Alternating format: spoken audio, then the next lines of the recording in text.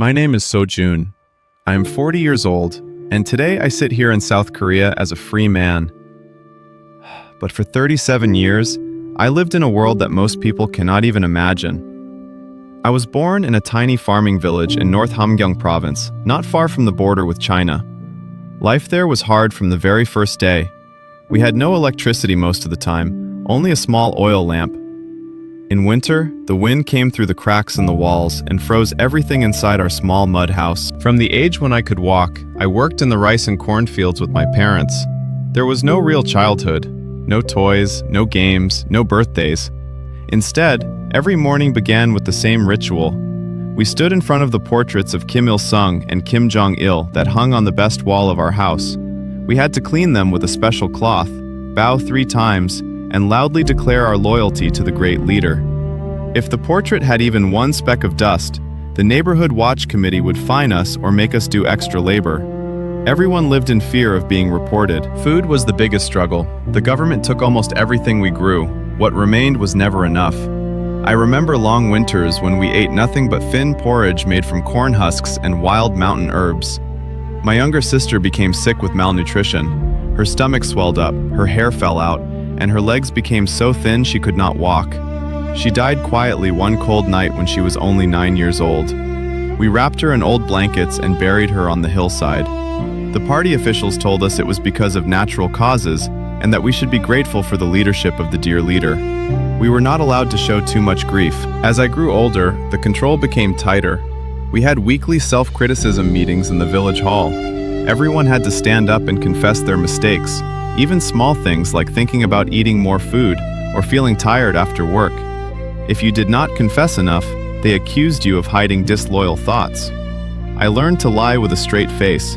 I praised the Kim family even when my stomach was empty and my body ached. When I was 24, I married a kind woman from a neighboring village. We had a daughter the following year. She was beautiful and full of life. I wanted so much to give her a better future, but I knew it was impossible under this system. I taught her from a young age never to speak her mind, never to trust anyone completely, and to always show absolute loyalty to the regime.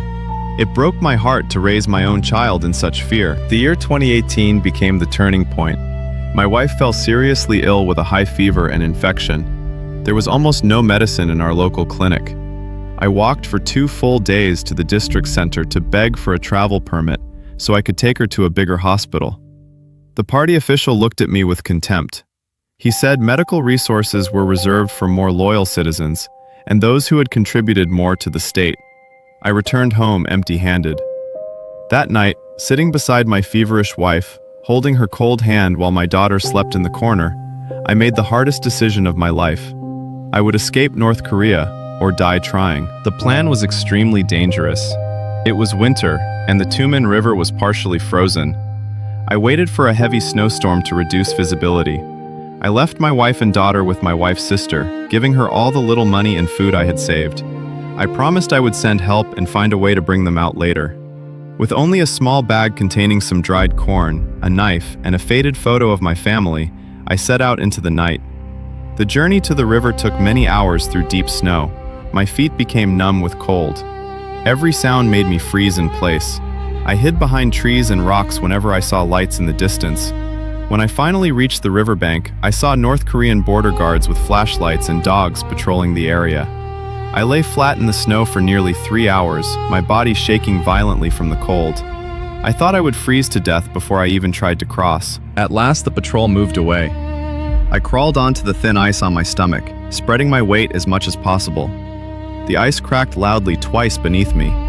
Each time I was sure I would fall into the freezing black water and drown. But somehow I kept moving forward. When my hands finally touched the ground on the Chinese side, tears froze on my face. I had crossed, but I was not safe yet. Life in China was another circle of hell. I had no identification papers. I lived in constant fear of being caught and sent back. I worked on construction sites, on farms, and in small factories for almost no pay. The bosses knew we were defectors and exploited us without mercy. Once, during a police raid, I was caught. I managed to escape by jumping from a second-floor window and running through narrow alleys. For 3 long years, I moved from place to place, sleeping in sheds, basements, and forests. always looking over my shoulder. In 2021, I finally made contact with a reliable broker who specialized in helping North Korean defectors. The journey through China to Thailand was terrifying. We hid in trucks, walked through dangerous mountain paths, and bribed officials at every step. When I finally reached South Korea and saw the flag waving in the wind, I fell to my knees and cried like a child. After so many years of living like a hunted animal, I was finally free. Today I live in Seoul. I work in a small factory during the day and study at night, learning proper Korean, history, and even basic computer skills. I can eat white rice whenever I want. I can walk in the city without fear.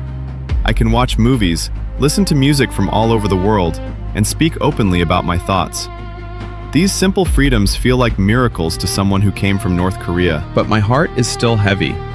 I think about my wife and daughter every single day. I send what money I can through secret networks and pray constantly that they are still alive and that one day we will be together again. The nightmares have not stopped. I often wake up in the middle of the night covered in sweat, believing that secret police have come for me. Sometimes I feel deep guilt for being free while they remain trapped in that darkness. Still, every morning when I step outside and feel the sun on my face, when I hear people laughing freely, when I make my own choices about what to eat or where to go, I feel something I never experienced in North Korea: genuine hope and human dignity. Freedom is not only about leaving a country, it is about finally becoming a real human being. To everyone who is watching and listening to my story right now, please never take your freedom for granted. Value your rights, your voice, and your ability to live without fear. Speak up for those who cannot speak. And remember that there are still millions of people living in the shadow of the Kim regime, dreaming of the day they can breathe freely. Thank you from the bottom of my heart for listening to my story. I am So-jun, a simple farmer who became a free man. Stay safe, stay strong, and I hope my words bring light to your hearts. Until we meet again in the next story.